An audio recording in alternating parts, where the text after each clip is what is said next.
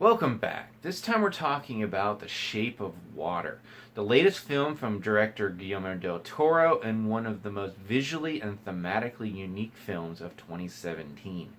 Now, obviously, this video is up rather late.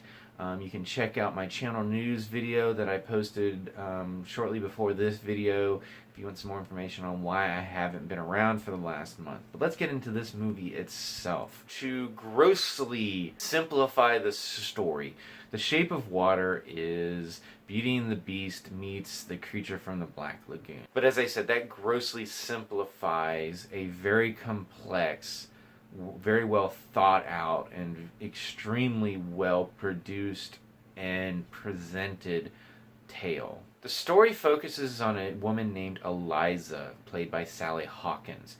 And this is in the 1960s, and she is a janitor at a pretty secret government facility. And the latest experiment project to be brought into the facility is this water creature found in South America and brought to this facility to be experimented upon. And the lead guy overseeing this project is a very driven man named Richard Strickland, played by Michael Shannon. And over the course of days and weeks, Eliza, while cleaning up this lab, meets and begins to interact with this creature. And the creature is played by Doug Jones, who is a veteran of Del Toro's works, including Hellboy and Pan's Labyrinth, among others.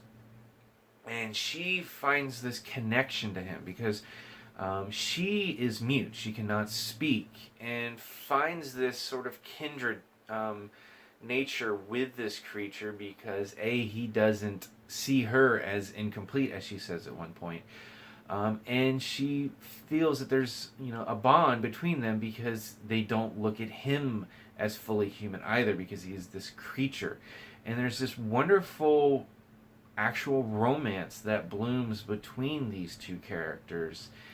And Del Toro, in his writing, it does such a wonderful job of bringing this like fairy tale quality to his stories. In Pan's Labyrinth, he brought that element to the Spanish Civil War.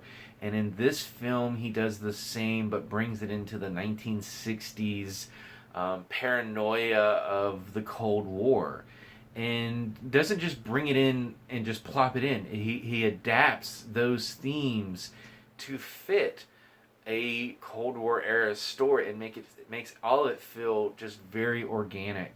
And then visually, he, unlike just about any director out there, is able to just combine the beautiful and the macabre into just such a unique visual style. And here he excels. He's a director and writer that jumps between the art house like Pan's Labyrinth and the mainstream like Hellboy and Blade 2 and Crimson Peak. Crimson Peak was probably his attempt to meld the two, and that was a film that didn't really work for me, mostly because it was grossly mismarketed and a lot of people went in expecting a different film that we ultimately got. But here he hits everything just right, and it is a beautiful film and honestly one of my favorites of 2017. This was also a film that was special for me personally because it was the first film that my friend Sarah and I went to go see that we both unreservedly enjoyed. We've gone to see a number of films together and we were on a horrible streak. In fact, two of the films that we saw ended up on my most disappointing list for 2017, both It and The Snowman. We also saw Murder on the Orient Express. That was a film I more or less enjoyed. She did not. And then we also both have grown an appreciation for Mother since seeing it, but at the time neither of us really enjoyed that film. But this was a film we both left the theater and just talked about how much we loved it because it is a wonderful film.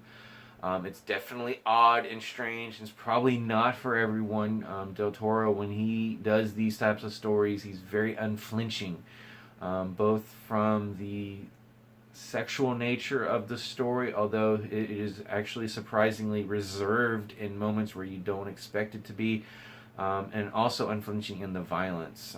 It's not like a complete, just bloodbath, but he doesn't flinch away from that violence that would erupt from a story like this.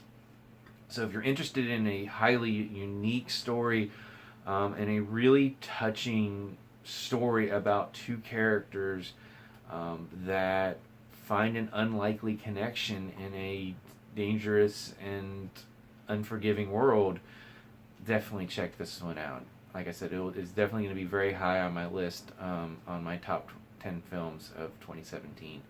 But for now, I'm going to turn it over to you. If you've seen this film, what did you think about it? As always, you can subscribe to my channel, check out some of my other reviews, and until next time, I'll see you at the movies.